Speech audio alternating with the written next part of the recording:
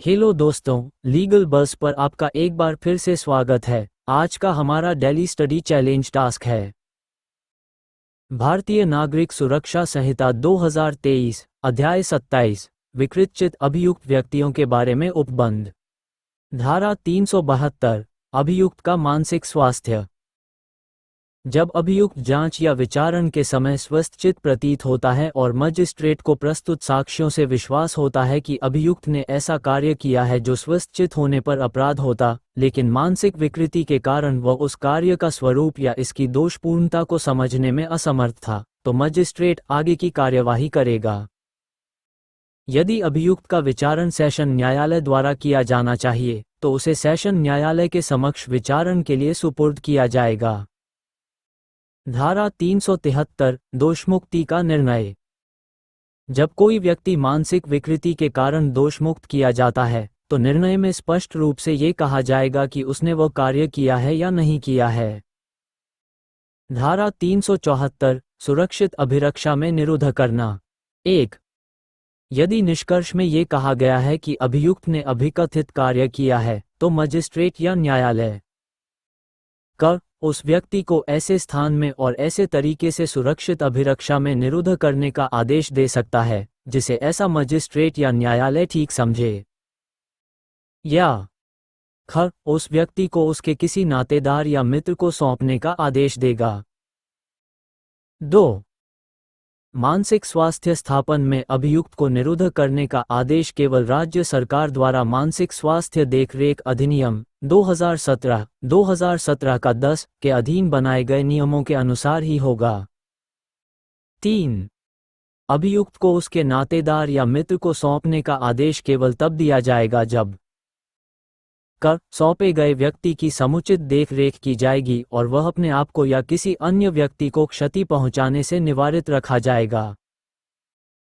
ख सौंपा गया व्यक्ति निरीक्षण के लिए प्रस्तुत किया जाएगा, जैसा राज्य सरकार द्वारा निर्देशित किया जाए। 4. मजिस्ट्रेट या न्यायालय उपधारा 1 के तहत की गई कार्रवाई की रिपोर्ट राज्य सरकार को देगा। धारा 375 राज्य सरकार की शक्तियां। राज्य सरकार उस जेल के भारसाधक अधिकारी को, जिसमें कोई व्यक्ति धारा 369 या धारा 374 के अंतर्गत निरुद्ध है, के सभी कृत्यों का या उनमें से किसी का निर्वहन करने के लिए सशक्त कर सकती है। धारा 376 प्रतिरक्षा की प्रक्रिया।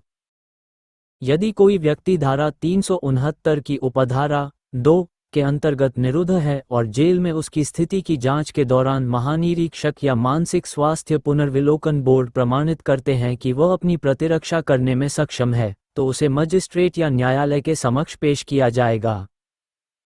धारा 377 छोड़ने की प्रक्रिया। 1. यदि कोई व्यक्ति धारा 369 की उपधारा 2 या धारा 374 के अंतर्गत निरुद्ध है और महानिरीक्षक या ऐसे परिदर्शक प्रमाणित करते हैं कि वह बिना किसी खतरे के छोड़ा जा सकता है, तो राज्य सरकार उसे छोड़ने या अभिरक्षा में रखने का आदेश दे सकती है। 2. यदि व्यक्ति को लोक मानसिक स्वास्थ्य स्थापन में भेजने का आदेश दिया जाता है, तो एक न्यायिक और 2 चिकित्सा अधिकारियों का आयोग नियुक्त किया जाएगा। 3. आयोग व्यक्ति की मानसिक स्थिति की औपचारिक जांच करेगा और राज्य सरकार को रिपोर्ट देगा। धारा 378 नातेदार या मित्र की देखरेख में सौंपना। 1.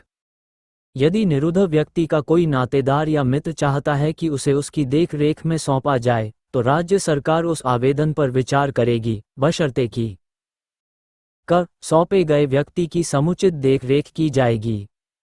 ख सौंपा गया व्यक्ति निरीक्षण के लिए प्रस्तुत किया जाएगा। ग यदि वह धारा 369 की उपधारा 2 के अंतर्गत निरुद्ध है, तो उसे मजिस्ट्रेट या न्यायालय के समक्ष प्रस्तुत किया जाएगा। 2. यदि सौंपा गया व्यक्ति किसी अपराध के लिए अभियुक्त है और उसकी स्थिति में सुधार होता है, तो मजिस्ट्रेट या न्यायालय यह अपेक्षा करेगा कि नातेदार या मित्र उसे प्रस्तुत करे और इसके बाद आवश्यक कार्यवाही की जाएगी।